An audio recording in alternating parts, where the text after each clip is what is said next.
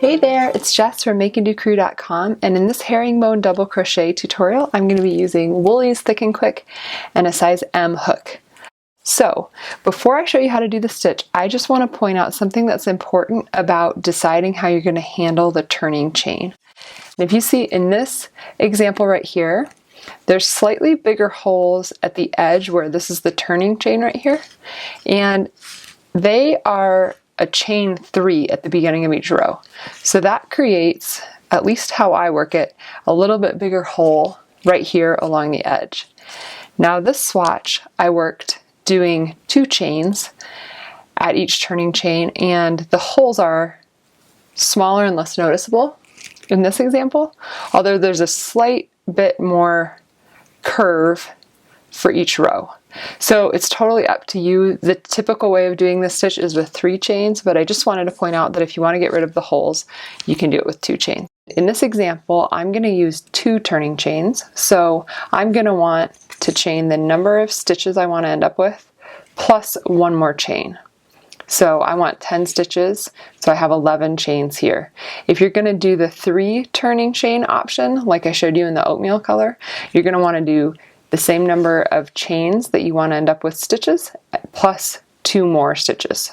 So in this case, because I'm going to do 2 turning chains, I'm going to work into the 3rd chain from the hook, giving myself 2 turning chains here. If you're doing the 3 chain version, you're just going to work into the 4th chain from the hook.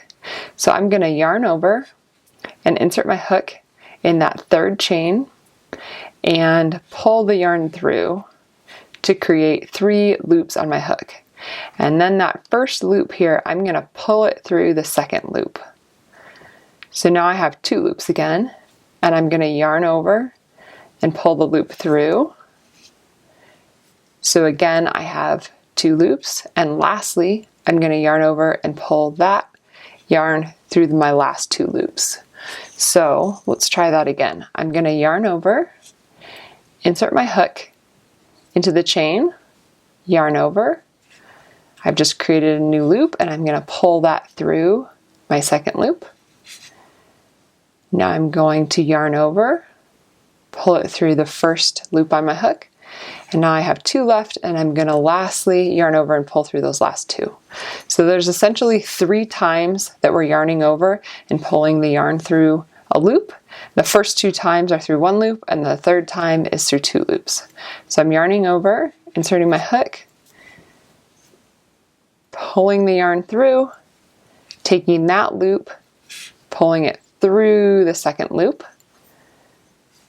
Then I'm going to yarn over, pull the yarn through my 2nd loop, or I guess what is now my 1st loop. Yarn over 1 more time and pull through the last 2 loops on my hook. So you see here we're doing 1 loop through here, the first one, then the 2nd one, and then the 3rd one. I kind of count in my head just to get the rhythm going. So I'm yarning over, pulling the loop through. Here's the 1st one, the 2nd one, and the 3rd one is through 2 loops. Yarning over, inserting my hook, pulling the yarn through. 1st one, 2nd one, 3rd one. And I'm just going to continue like that for 3 more stitches till the end of this row.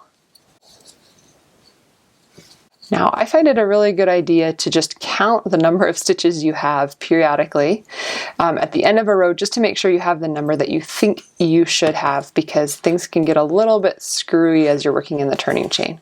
So right here I should have 10 stitches, and we're going to count this turning chain as one of the stitches, and that's the case throughout the pattern. So we have 1, 2, 3, 4, 5, 6, 7, 8, 9, 10. So we're good to go. And now, because we're doing the 2 turning chain version, I'm going to chain 2 and turn my work. If you're doing the 3 turning chain version, you're just going to chain 3 here. And then everything else across is the same. So for the beginning of each row, after this chain row, I am going to skip the 1st stitch. So here are my 2 chains. Here's the 1st stitch, and I'm going to repeat what I was just doing down here, but working into the second stitch. So I'm going to yarn over, insert my hook, pull the loop through, pull it under the second one, yarn over again, pull it through, and go through the last two. And I'm going to just continue like that, working all the way across until I get to the turning chain at the end of the row. All right, we're at the end of the row here, and I've worked, here's the turning chain stitch. So we've got 1, 2, 3, 4, 5, 6, 7, 8, 9. So I need to do one more, and that's going to be worked into the turning chain from row 1. So that's this little kind of bendy edge loop right there, and I'm going to work the stitch just like I have in the other spaces, but we're working in the turning chain of each row to try to create a flatter edge along the piece. So you can see it has a little bit of curve. The example that I showed with 3 turning chains is slightly flatter. You just end up with a bigger gap in the turning chain. So now I have 10 stitches, and you can just continue like that in the herringbone double crochet stitch until the piece measures as long as you need it to. If you're ready to practice your herringbone double crochet skills, check out my free Bixby cowl pattern on make&docrew.com. Thanks for watching, and happy crocheting!